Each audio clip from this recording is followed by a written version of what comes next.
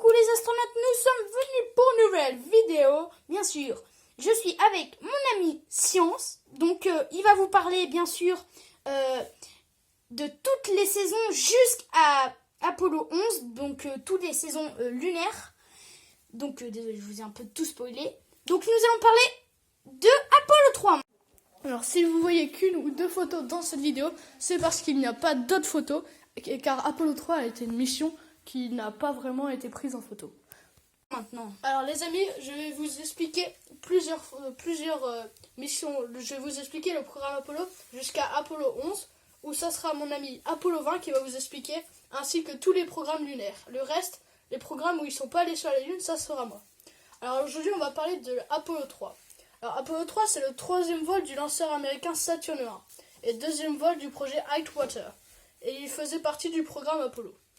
Alors la fusée elle fut lancée à Cap Canaveral en Floride pour une mission d'une durée d'environ 4 minutes. Le premier étage était promis le 19 septembre 1962.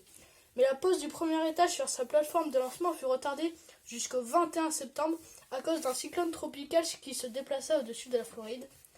Le 21 septembre, du coup, les conditions n'étaient toujours pas favorables.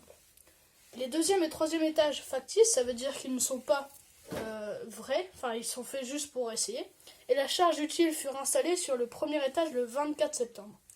Le carburant, lui, fut chargé dans les réservoirs le 14 novembre. Pour ce lancement, le directeur de Cap Canaveral demanda au directeur du centre de vol spatial, qui supervisait le projet Saturn, de ne pas faire entrer de visiteurs externes sur le terrain de la NASA en raison de tensions montantes. Comme il y avait des problèmes avec les États-Unis et tout, le directeur de Cap Canaveral il a décidé que aucun visiteur ne pouvait voir le lancement de la fusée. Le vol. Apollo 3 décolla le 16 novembre 1962 à 17h45 depuis le complexe de lancement 34 sur la base de lancement de Cap Canaveral. Le compte à rebours se déroula sans encombre à l'exception d'un arrêt de 45 minutes en raison d'une panne de courant dans les équipements de service au sol. Cette mission fut la première fois que la fusée Saturn 1 fut lancée avec une charge complète de carburant. Les 4 moteurs inférieurs de la fusée s'éteignirent 2 minutes 21 après le lancement, tandis que les 4 moteurs extérieurs s'éteignirent 2 minutes 29 après le lancement. Les deux groupes de moteurs fonctionnèrent légèrement plus longtemps que prévu initialement. La fusée atteignant à une vitesse maximale de 6511 km/h, la fusée continua à grimper jusqu'à une altitude de 162 km/h et une distance de 211 km/h de son pas de tir. Moment auquel, 4 minutes 52 après le lancement, les équipes de lancement envoyèrent une commande de destruction à la fusée, déclenchant plusieurs charges explosives et détruisant les étages factices du véhicule.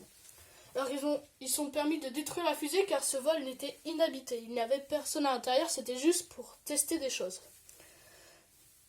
Le premier étage resta intact bien que sans contrôle jusqu'à son impact dans l'océan Atlantique à environ 430 km du site de lancement. Alors les objectifs principaux de la mission Apollo 3 étaient globalement les mêmes que ceux des missions précédentes Apollo 1 et Apollo 2. Le vol devant principalement permettre de tester le premier étage de la fusée Saturn 1 ainsi que les moteurs d'après le rapport de la NASA. La mission Apollo 3 devait permettre de tester 4 ensembles de systèmes. Le premier étage, l'équipement de service au sol, le lanceur en vol et la deuxième phase du projet Whitewater. Le test du premier étage concernait le système de propulsion, la conception de la structure et les systèmes de contrôle. Le test des équipements au sol concernait les installations et systèmes utilisés pour le lancement. La troisième phase de ce test concernait le lanceur en vol et mesurait ses caractéristiques qui confirment les valeurs telles que la stabilité et la performance de la fusée. Pendant cette phase était également testée la propulsion, ce qui permettait de vérifier que les moteurs pouvaient fournir assez de poussée pour propulser le véhicule aux vitesses et trajectoires correctes. La NASA déclara que tous les objectifs principaux de la mission avaient été accomplis, malgré des problèmes occasionnels.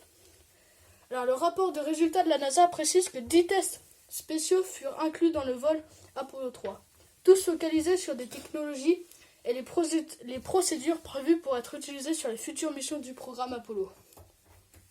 Maintenant, on va parler de la propulsion. Comme mentionné précédemment, le vol de la mission Apollo 3 fut le premier à emporter une charge complète de carburant, alors que les deux vols précédents n'avaient emporté environ 83% de la capacité maximale. Ce choix permit de tester la réaction du premier étage et de ses moteurs à une accélération plus lente mais plus longue.